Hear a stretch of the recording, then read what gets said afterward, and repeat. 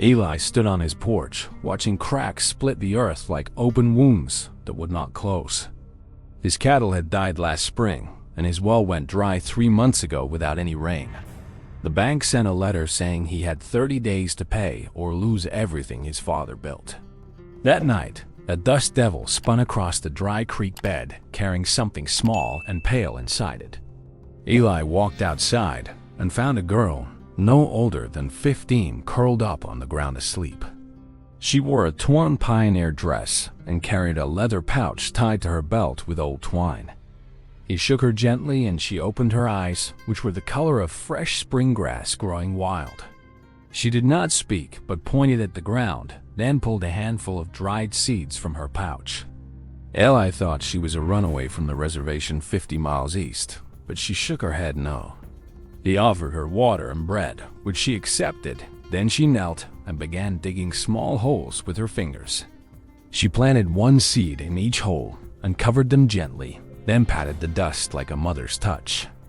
Eli laughed bitterly and said, "Nothing grows here anymore, little ghost, so do not waste your time today." She looked up and smiled, then pointed at the sky, where no clouds had sailed for 6 long months. That night Eli slept poorly, dreaming of green pastures and his dead wife humming a familiar lullaby softly. He woke at dawn to a smell so sweet and fresh that he thought he must still be dreaming deeply. He ran outside and stopped because the entire yard was covered in wildflowers of every color imaginable alive. Yellow, red, blue, and purple blossoms rose from the dust like a painted ocean without any waves crashing. The girl sat in the middle of them, weaving a crown of daisies with her nimble fingers moving quickly. Eli fell to his knees and touched a petal, which was real and warm and wet with morning dewdrops. He asked how she did this, but she only pointed at her heart, then at the earth beneath her bare feet. Word spread to town within hours, and by noon 20 people stood at Eli's fence staring in disbelief together. The preacher said the girl was a witch sent by the devil to trick honest folks into sin and lies. The banker said she must have stolen water from somewhere and threatened to call the sheriff immediately now. But old Martha, who lost her son to fever years ago, walked up and hugged the girl tightly without fear. Martha whispered thank you because her own garden had been dead for 5 years, but she saw hope now. That evening, the mayor demanded that Eli hand over the girl for questioning at the town hall meeting tonight. Eli stood in front of her and said, "No one touches this child unless they go through me and my rifle first." The girl tugged his sleeve and pointed at the largest flower, a golden sunflower facing the setting sun brightly. She wrote in the dust with her finger the words, "I am not lost, I am waiting for someone to remember me." Eli felt a chill because his grandmother used to tell a story about a girl who planted an orchard in 1872. That girl died in a drought after planting 100 trees alone and was buried under a cottonwood tree nearby. Eli asked the girl if she was that same person, and she nodded once slowly with tears in her grass-green eyes. He asked why she came back, and she pointed at his wife's grave beside the old oak tree fence line. His wife, Sarah, had always wanted a garden, but the dust took that dream before her fever took her life. The girl wrote another message in the dust. "Sarah planted me in her prayers, and now I'm planting for you." Eli realized that his wife had prayed every night for a miracle to save the land after she got sick. The girl was not a ghost, but a prayer made flesh from seeds that Sarah had buried in the dirt secretly. Those seeds waited 10 years for someone to believe they could still grow despite the drought and the despair. Eli hugged the girl and promised to protect her from the angry townspeople who were sharpening their pitchforks already.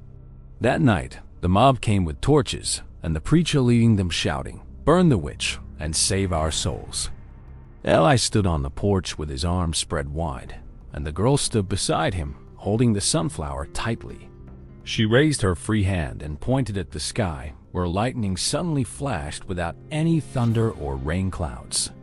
The lightning struck the ground in a perfect circle around Eli's property line, leaving a ring of smoking glass. The mob stopped because they had never seen anything so terrifying and beautiful at the same time ever before. The preacher fell to his knees and said, "This is not witchcraft. This is the hand of God protecting innocence." One by one, the townspeople dropped their torches and walked away, looking over their shoulders at the glowing ring. The banker came forward the next morning and said, "Eli, I will cancel your debt if you share your water secret." Eli looked at the girl, who nodded yes, because she wanted no one to go thirsty ever again in this valley. The girl led them to a spot beneath the cottonwood tree where she had been buried 150 years ago. She pointed at the ground and said in a clear voice, "For the first time, dig here for a river underground." Men dug with shovels all day, and at sunset they hit water that shot 20 feet into the air like a geyser. The river had been sleeping beneath the dust, waiting for the girl's return to wake it up again forever. Within a week, the entire valley turned green, and farmers who had given up hope began planting wheat and corn. The girl stayed with Eli, and every morning she planted new flowers that bloomed by noon across the prairie land. Eli asked her one evening if she would ever leave, and she wrote in the dust, "Only when you stop believing in me." He promised to believe forever, because she had given him back his land, his hope, and his reason to live. The town built a small schoolhouse, and the girl learned to read and write using her voice more each day. By winter, she could speak full sentences, and she told Eli that Sarah visited her in dreams every single night. Sarah said that she was proud of Eli for opening his heart to a stranger who carried her last wish forward.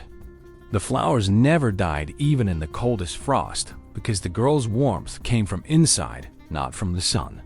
Eli planted an orchard around the cottonwood tree, using seeds the girl had saved from the first blooms of spring. The banker's daughter fell ill with a fever, and the girl sat with her singing a lullaby that Sarah used to sing. The child recovered within 2 days, and the banker wept, saying he would never doubt the girl again ever. The preacher asked forgiveness from the pulpit and named the girl Faith because she restored belief in miracles for everyone. Eli built her a small room next to his, with a window facing the orchard where the first apple tree bloomed. On the 5th anniversary of her arrival, Eli took her to the cemetery where Sarah's grave was now covered in roses. The girl knelt and whispered, "Thank you for choosing me to bring your love back to this dry and dying land." Eli swore he saw Sarah's ghost smile from the shadows of the oak tree before it faded into golden light. That night, the girl wrote her true name in the dust for the first time, Lily, because she bloomed where she was planted. Eli smiled and said, "Lily is the perfect name for a girl who taught a stubborn rancher how to live again." Years passed, and Lily grew into a young woman who married the banker's reformed son and had 3 children of her own. The orchard spread across the valley, and every spring the flowers returned without anyone planting new seeds at all. Eli lived to be an old man, and Lily held his hand when he passed away under the cottonwood tree peacefully. She buried him next to Sarah and planted a rose bush between their graves that bloomed in 2 colors, red and white. The townspeople still tell the story of the girl who came from the dust and made the desert bloom overnight.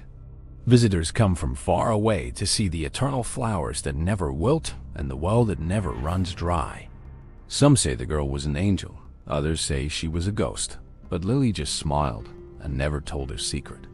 If you walk through that valley today, you can still see a ring of glass where the lightning struck, protecting innocence. The cottonwood tree is now 100 feet tall, and carvings on its trunk tell the story of Sarah and Lily. Lily lived to be 90 years old, and when she died, her grave grew flowers in the shape of a human smile. The well still flows, and no drought has touched that land since the night the girl pointed at the empty sky. So remember, dear viewer, that sometimes the smallest seed of faith can grow into a garden that feeds generations. If you believe in miracles like the rancher did, then you already have more wealth than any bank can give you. Subscribe to West Old Stories Official right now by clicking the red button below this wonderful video today. Like this story if it made you feel hope, and share it with someone who needs a little faith tonight. Comment your thoughts below. Tell us what you would plant if you knew it would bloom by morning without fail. We read every single comment, and your words help us grow more stories, just like Lily's flowers grew from dust. Stay tuned for our next video about a cowboy who found a golden locket that showed him his future true love. This has been a West Old Stories official production, filmed in the heart of the frontier, where legends never die. Now go outside and plant something, even if the ground is dry, because miracles love to prove people wrong. Thank you for watching, and remember that the West Old Stories official channel is your home for wholesome Western wonder. Turn on the notification bell so you never miss another story about ghosts, angels, and the magic of the prairie. Until next time, keep your heart open and your boots dusty, because adventure is always just over the next ridge.